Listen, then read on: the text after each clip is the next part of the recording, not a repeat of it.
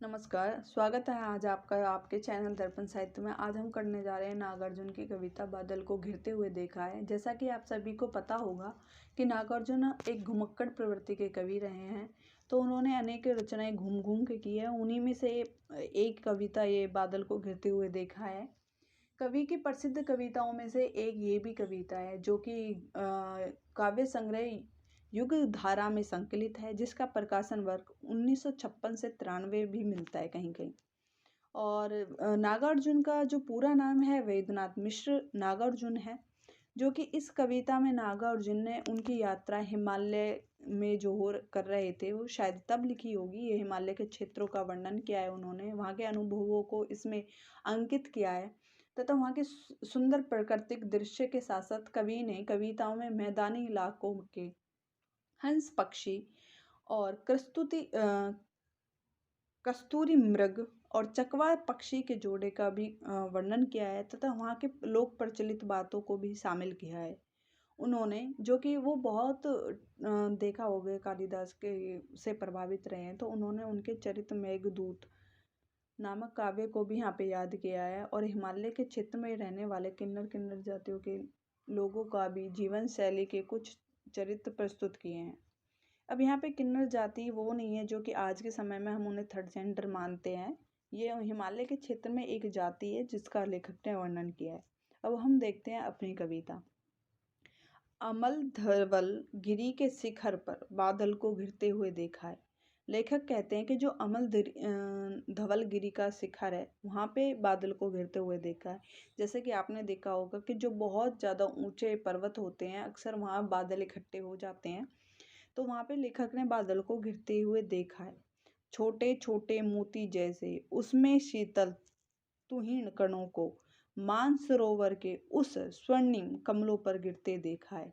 अब लेखक कह रहे हैं कि जो एक छोटी छोटी बूंद है, तो वहाँ के जो मानसरोवर है उसके आसपास कर जो कमल के फूल हो रहे हैं उनके स्वर्णिम यानी कि सोने के जैसे पीले कलर के जो उसके अंदर का जो भाग होता है उस पे गिरते हुए देखा है।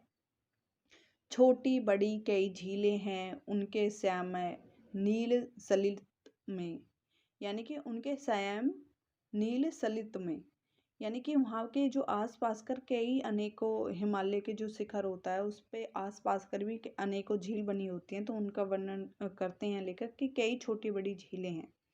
समतल देश से आ आकर पास की उमस से आकुल तिंग मधु विष तंतु खोजते हंसों को तैरते देखा है। यानी कि लेखक कह रहे हैं कि जो वहाँ से जो कुछ इलाका हो जाता है जब वर्षा के बाद का या फिर सर्दी के बाद का, वहाँ उमस उत्पन्न हो जाती है, तो वहाँ से व्याकुल यानी कि वहाँ से विचलित होकर जो हंसों के पक्षी हैं वहाँ से आ गए हैं और वहाँ के विष तंतुओं को खोजते देखा है। यानी कि जो हंस हैं जो वो खाते हैं अपने विष तंतुओं को, यानी कि फूल के अंदरूनी भाग में से जो वो खाते हैं उनको खोजते हुए देखा है। बादल को घिरते हुए देखा है। ऋतु वसंत का था सुप्रभात मंद मंद था अनिल बह रहा। अब अनिल का मतलब है कि जो हवा है, सुप्रभात का मतलब है सुबह, यानी कि जो बसंत ऋतु है उसका भी अभी आगमन हो रहा है और हल्की हल्की सी हवा बह रही है। बाल ऋण की मृद किरणें, यानी कि जब एक सूर्य उदय होता है तो जो वो पहला प्रकाश होता है उसे बाल ऋण लेखक ने संबोधित किया है, क्योंकि वह प्रभात की किरणें होती हैं, तो उनको एक बच्चे के रूप में माना जाता है। लेखक कह रहे हैं कि वो किरणें हैं। अलग अलग स्वर्णगिरी शिखर थे एक दूसरे से विरहित हो, यानी कि अलग अलग स्वर्ण शिखर थे, यानी कि जो ऊपर जो उनका भाग है स्वर्णिम शिखर है वो अलग अलग थे। अलग अलग रहकर ही उनको सारी रात बितानी होती थी, निष्काल से चिर अभिश्रापित बेबस उस चकवा चकवी का बंद हुआ क्रंदन। यानी कि वो कह रहे हैं कि जो एक चकवा चकवी नाम का पक्षी है वो चिरकाल से यानी कि पुराने काल से अधिक पुराने समय से वो अभिश्रापित है। उनको एक श्राप है कि वो दिन में एक साथ रहते हैं और रात को वो अलग अलग हो जाते हैं। जो उनका क्रंदन है यानी कि आपस में जो उनकी टकराहट है वो बंद हो गई है अब, क्योंकि रात्रि का समय का वर्णन कर रहे हैं लेखक, वो अलग अलग हो गए हैं। फिर उनमें उस महान सरोवर के तीरे शैवालों की हरी परत पर पड़ने कलह छिड़ते देखा है। जैसे कि आपने देखा होगा कि जहाँ पे पानी भरा हुआ होता है उसके आसपास का एक हरी परतनुमा प्रकट हो जाती है, जिसे शैवाल भी बोला जाता है। तो उसका वर्णन लेखक कर रहे हैं कि वहाँ पे मैंने पुनः कलह को छिड़ते देखा है, यानी कि जब सुबह हो जाती है तो वहाँ पे उनको पुनः लड़ते हुए देखा है, बादल को घिरते हुए देखा है।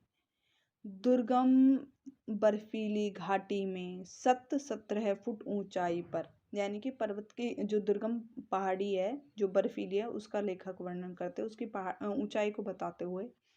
अमल अलख नाभिक में उठने वाले निज के ही उन्मद परिमल के पीछे धावित हो होकर तल तरुण कस्तूरी मृग को अपने पर चिढ़ते देखा है।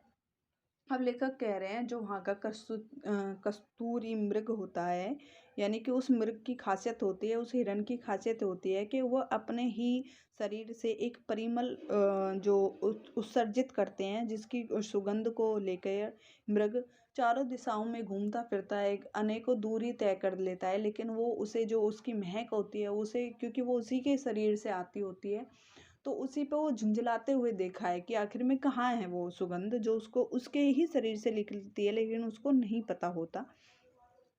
बादल को घिरते हुए देखा है, कहाँ गया धनपति कुबेर, वह कहाँ गई उसकी अलका, नहीं ठिकाना कालिदास के व्योम पर लीन गंगा जल का। अब लेखक ने जो कालिदास की कविता में कुबेर के जो प्रसंग को उठाया गया है, लेखक ने उसी का पूछा है कि कहाँ गई वो कुबेर धनपति और उनकी कहाँ गई वो राजधानी अलका। व्योम परिलयन गंगा जल का ढूंढा बहुत किंतु लगा क्या। अब कालिदास ने एक वर्णन किया है कि जो गंगा जल है वो एक हिमालय से भी होके सॉरी आसमान से होकर भी गुजर रहा है, तो उसका पूछ रहे हैं लेखक कि ढूंढा बहुत किंतु लगा क्या। उसका पता नहीं लगा, मेघदूत का पता कहीं पर, कि वो मेघदूत का पता लगा क्या कि किसी को। कौन बताए वह छाया में बरस पड़ा होगा ना किसी पर, जाने दो वह कभी कल्पित था। अब लेखक कहते हैं कि जो मेघदूत है, यानी कि जो अभी बोल रहे हैं छाया में, तो छाया में का अर्थ है वो सावले यानी कि काला। जब बादल बरसने वाला होता है तो वो उसका जो रंग है वो बदल जाता है, वो एक काले बादल के रूप में परिवर्तित हो जाता है। तो उसके बारे में बोल रहे हैं लेखक कि शायद वो बरस पड़ा होगा कहीं पर, जाने दो वो कवि कल्पित था, यानी कि कवि की सिर्फ कल्पना मात्र होगा, जाने दो उसे। मैंने तो भीषण जाड़ों में नभ चुंबी के कैलाश शिखर पर महामेघ को झंझिल से गरज गरज भिड़ते देखा है। अब वो कह रहे हैं कि मैंने तो भीषण जाड़ों में भी नभचुंबी जो आसमान को चूमने वाले इतने ऊंचे शिखर है उनको, उनसे भी बादल को टकराते हुए देखा है, गरजते हुए देखा है, बादल को घिरते हुए देखा है। सत सत निर्जन निर्झणी कल। अब वहाँ के लेखक ने वन चित्रण का आरंभ कर दिया है। मुखरित देवदारू कानों में शोभित धवल भोजपत्रों से छाई हुई कुटिया के भीतर रंग बिरंगे हैं सुगंधित फूलों से कुंतल को सजाए। अब लेखक ने एक चित्रण प्रस्तुत किया है जिसमें वो कह रहे हैं कि जो वहाँ के झरने हैं, वृक्ष हैं, और वहाँ के जो लोग हैं देवदारू के कानों में, यानी कि देवदारू से निर्मित हैं, जो उनको कानों में धारण किए हुए हैं, और वहाँ की जो कुटियाँ हैं वो भोजपत्र से बनाई गई हैं, और उनकी जो कुटिया के भीतर है रंग बिरंगे और सुगंधित फूलों से, यानी कि उनको सजाया हुआ है उसके अंदर की कुटिया को।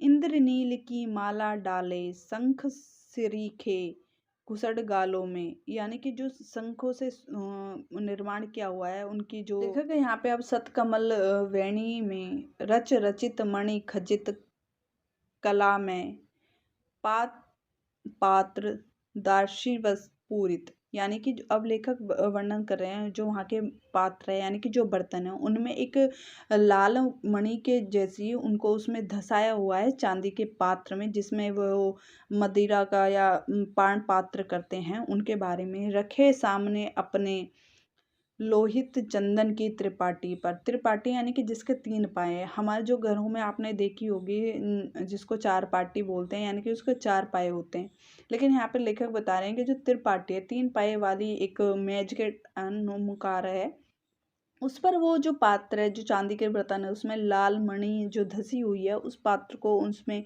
पान पात्र को धरे हुए का वर्णन कर रहे हैं।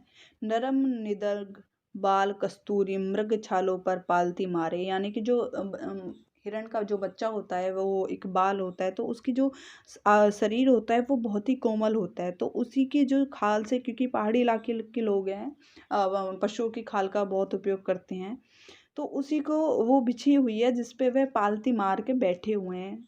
मदिराणु आंखें वाले, यानी कि जब मदिरा पीने के बाद जैसी आंखें हो जाती हैं वैसे ही आंखों वाले उन्मद, यानी कि विलासी किन्नर किन्नरियों की मृदुल मनोहरम उंगलियों को बंसी पर फिरते देखा है, बादल को घेरते हुए देखा है। अब लेखक कह रहे हैं कि जो किन्नर किन्नरियां हैं उनकी जो उंगलियां हैं बांसुरी पर घूमते देखा है, यानी कि वो बजा रहे होंगे।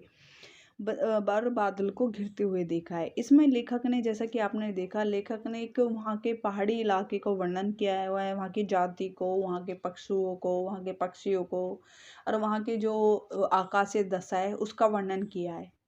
इसमें लेखक ने अपनी घुमक्कड़ प्रवृत्ति को आधार बना के ये रचना की गई है। धन्यवाद।